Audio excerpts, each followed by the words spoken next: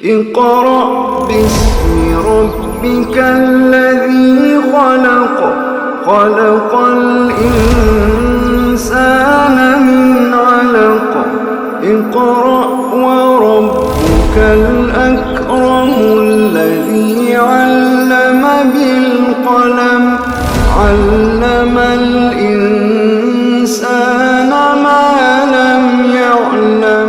قال قرینو، یہ کیا ہے؟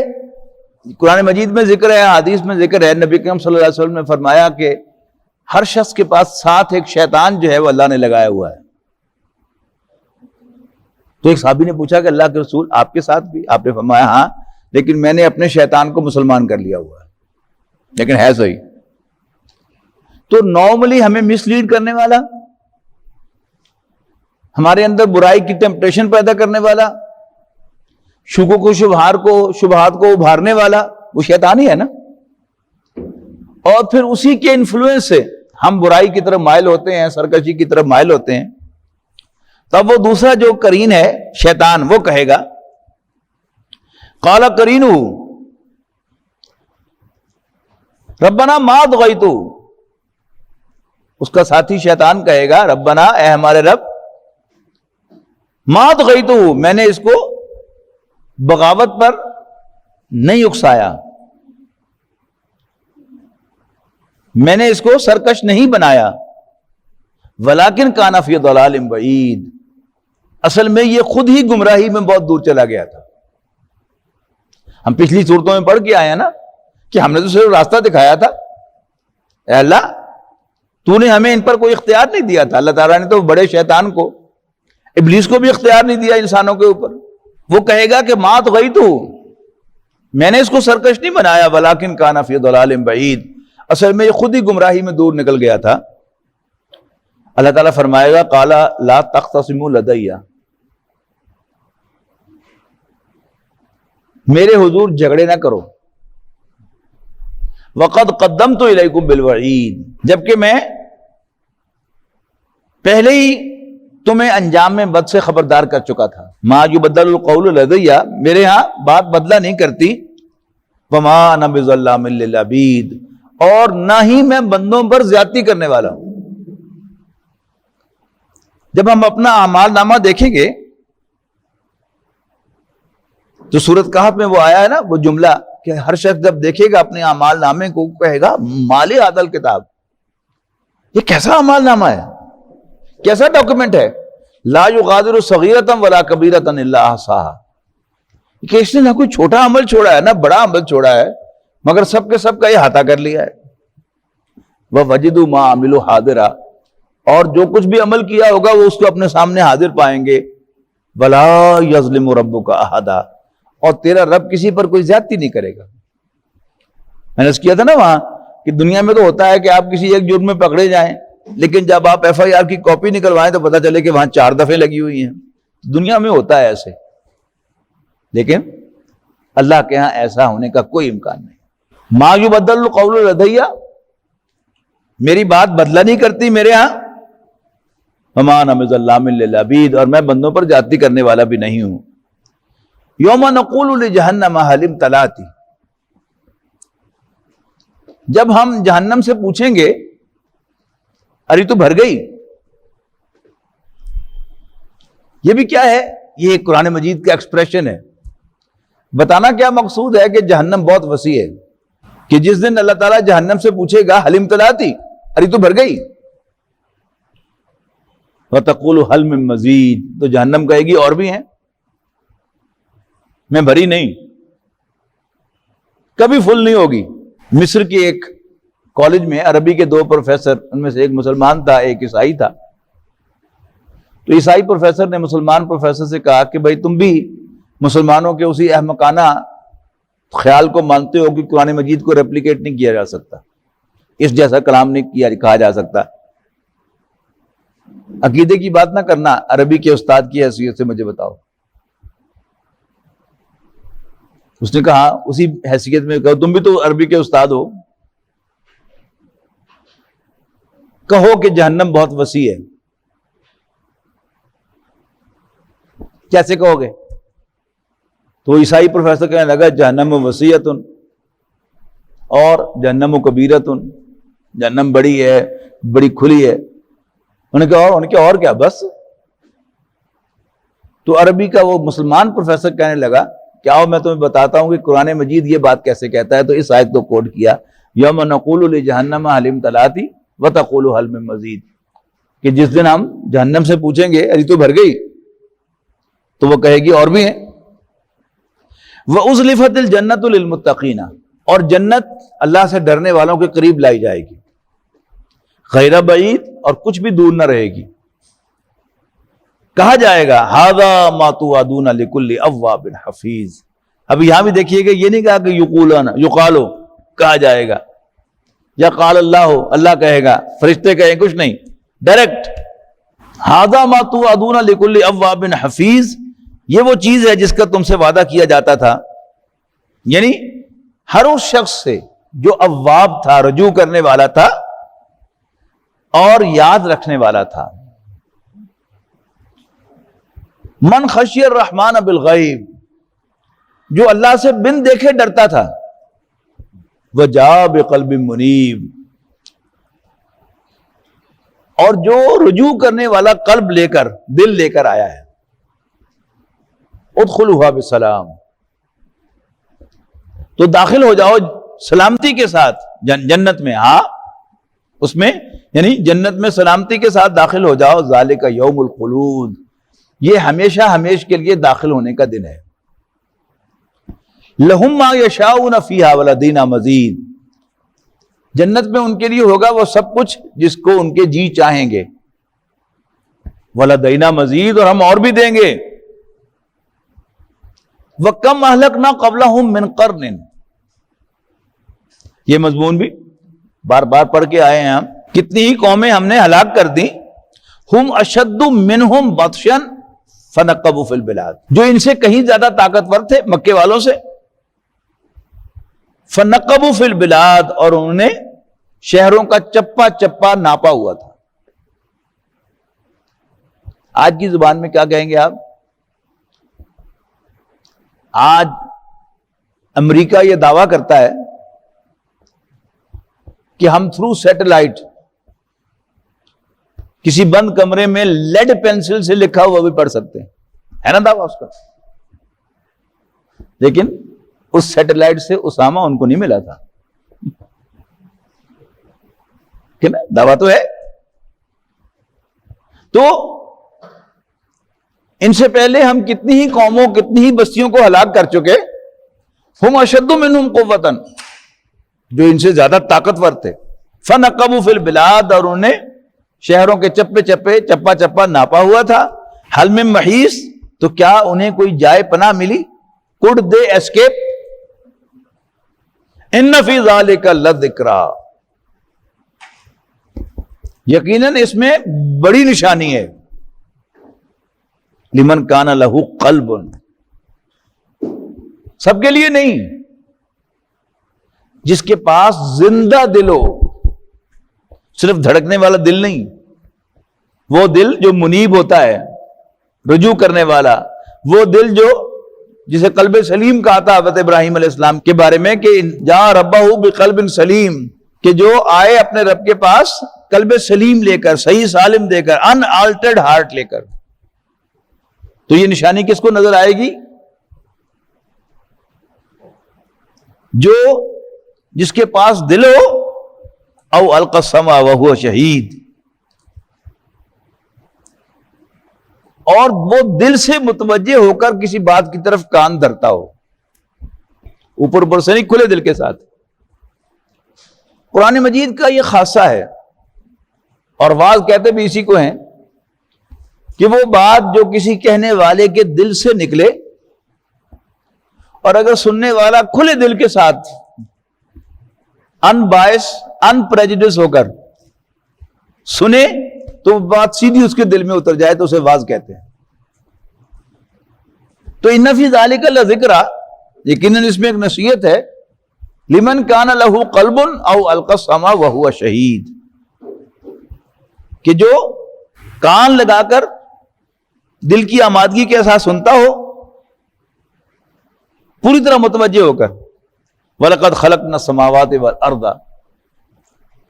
یقیناً ہم نے آسمانوں اور زمین کو وَمَا بَيْنَهُمَا، اور جو کچھ ان کے مابین ہے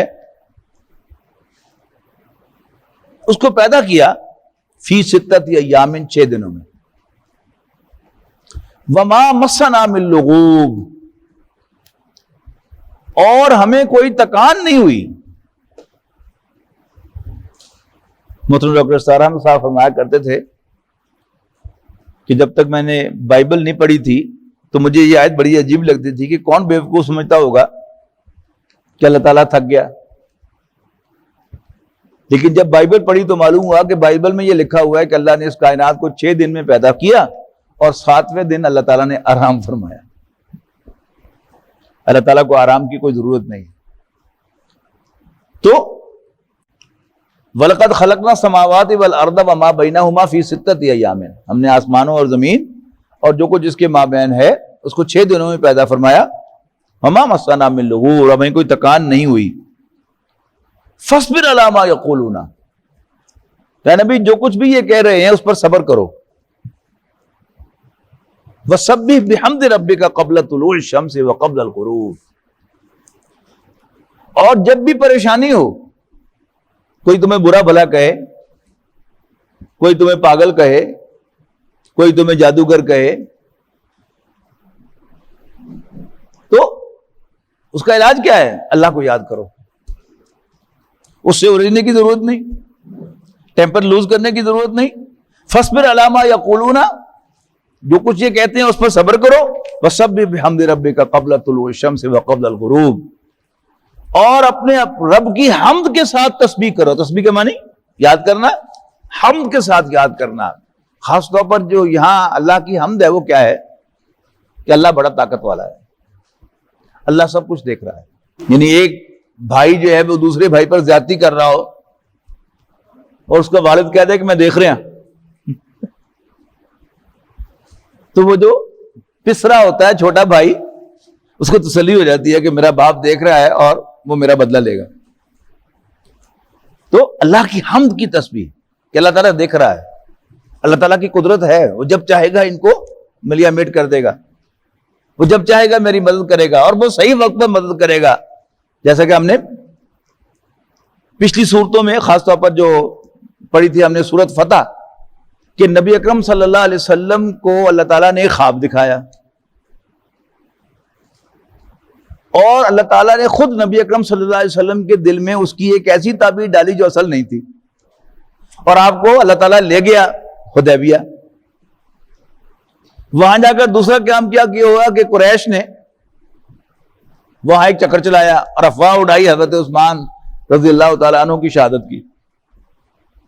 نبی اکرم صلی اللہ علیہ وسلم نے پھر اس افواہ کو صحیح سمجھ لیا اور اس پر آپ نے ایک ایکشن لے لیا، بیعت لے لی لوگوں سے، مرنے کی بیعت.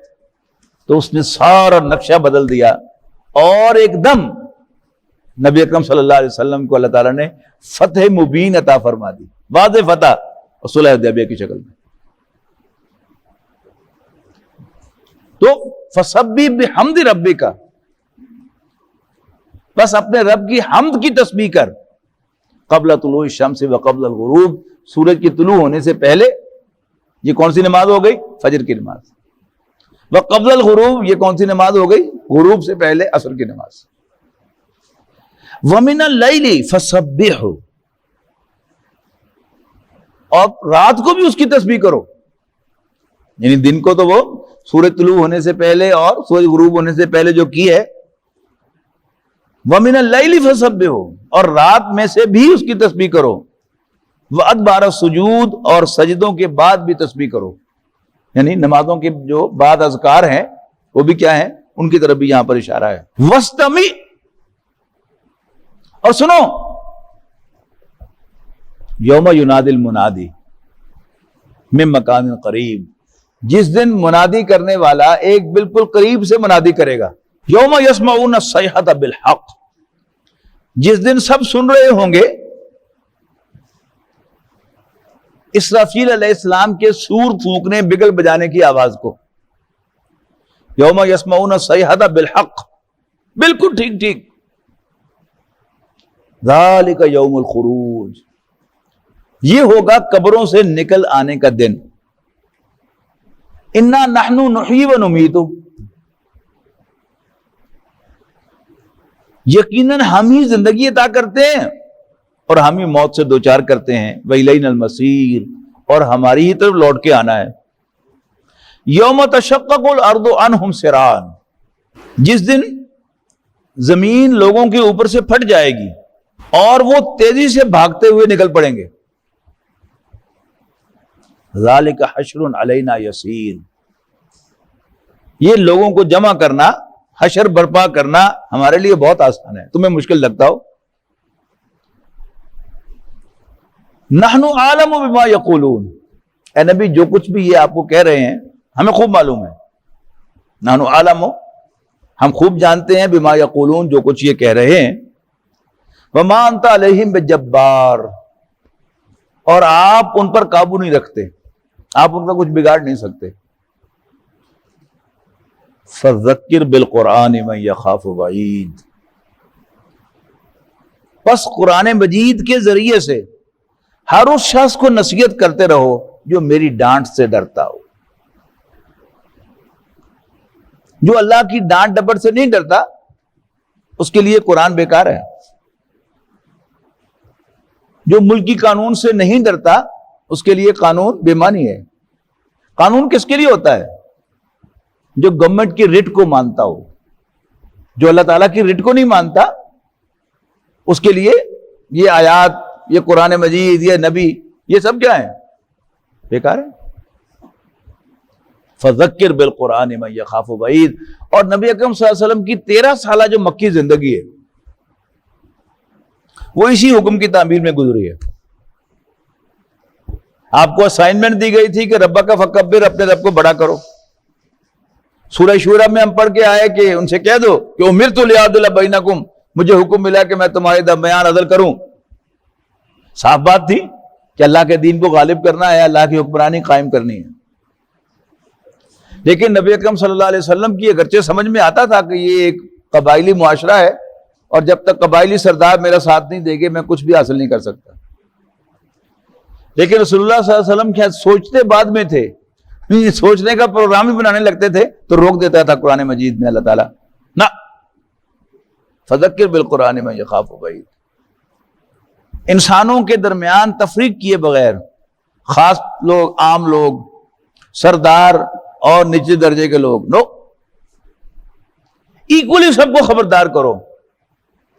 یہ سلیکشن ہم کریں گے کہ ہم کس کو تمہاری جھولی میں ڈالیں اور کس کو تم سے دور رکھیں. ہم جس کو تمہارے لیے مفید پائیں گے اس کو تمہاری جھولی میں ڈالیں گے، اور جس کو ہم تمہارے لیے مفید نہیں پائیں گے ہم اسے تم سے دور کر دیں گے. اور یہی ہوا. اللہ تعالیٰ نے نبی اکرم صلی اللہ علیہ وسلم کے لیے مدینہ منورہ تیار کیا ہوا تھا، اور حضور صلی اللہ علیہ وسلم کی سیرت کے سارے واقعات کو آپ ایک نظر سے دیکھیں تو وہ سب کے سب اللہ تعالیٰ کی پلاننگ کے تحت ہوئے. ایک ایک کا تجزیہ کر کے دیکھیں تو آپ کو محسوس ہوگا کہ یس، یہی بہتر تھا، یہی بہتر تھا. اگر مکے کے سردار رسول اللہ صلی اللہ علیہ وسلم کو کرسی پر بٹھاتے تو وہ کنگ میکرز ہوتے اور حضور صلی اللہ علیہ وسلم کو ڈکٹیٹ کرتے.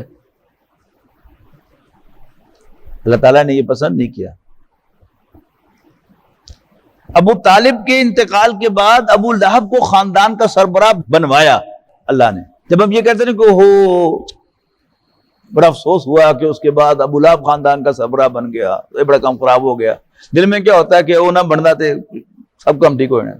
نہیں،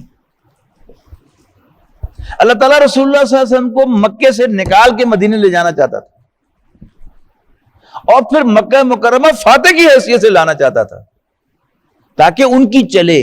سورۃ فتح میں تفصیل سے میں عرض کر چکا ہوں، ایک ایک سٹیپ جو ہے، پھر وقت لگ جائے گا، لیکن سیرت النبی کا ہر سٹیپ آپ اس کو کھول کے دیکھیں گے. اچھا اگر ایسا ہوتا تو یہی ٹھیک تھا جو ہوا ہے.